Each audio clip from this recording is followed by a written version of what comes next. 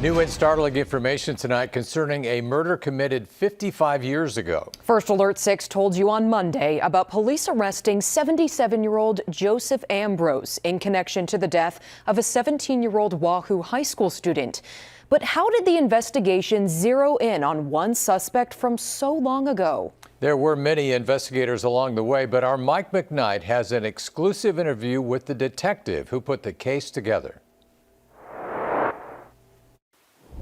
Stabbed at least a dozen times, the body of 17-year-old Mary Kay Hesse was discovered along this country road in March 1969. It's been a dark cloud over Wahoo for a long time. There's a lot of people that remember that. But shining a light on the case for the last 9 years, Saunders County Attorney Investigator Ted Green has learned much about the victim's life and how it came to an end. She fought some. There was a struggle. The investigator says the suspect, Joseph Ambroz, was 22 years old in 1969 and paroled from prison on a forgery conviction when he came to live with his mom in Wahoo about 6 months before the murder. I still don't understand how she got in the car because that wasn't Mary Kay's personality. Detective Green believes a party grove was the destination. And she's just thinking it's okay, a couple guys that I know, we're going to go out for a ride. Green reveals Mary Kay likely got in the car with the suspect and a second young man who was with them. He committed suicide in '77. So if he wasn't an active participant and just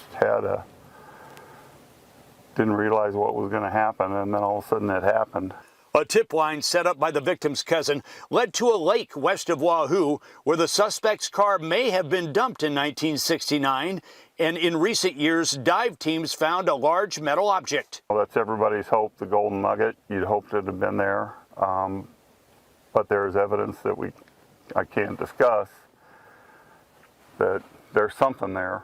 Evidence that remains in the lake because Green got estimates of up to $400,000 to pull it from the muddy, murky water. But Green says he has plenty more evidence. This is the case here that you've worked on for 9 years and built 18 volumes of information. So the key to this case is in here. In here? Including an updated autopsy after exhuming the body of the victim, with a forensic pathologist from the Offutt Military Identification Lab adding expertise. There's DNA available. It's just the testing that I got to go off, that we have available to us. Though forensics will play a part in this case, it appears solved the old-fashioned way. This is a case that didn't have anything glaring at it, but it had small pieces all along the way. This was all gumshoe. It's all gumshoe work. Do you have the murder weapon?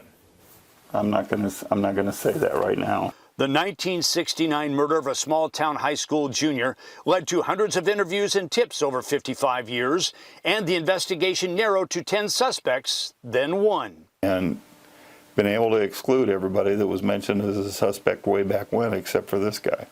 In Wahoo, Mike McKnight, First Alert 6.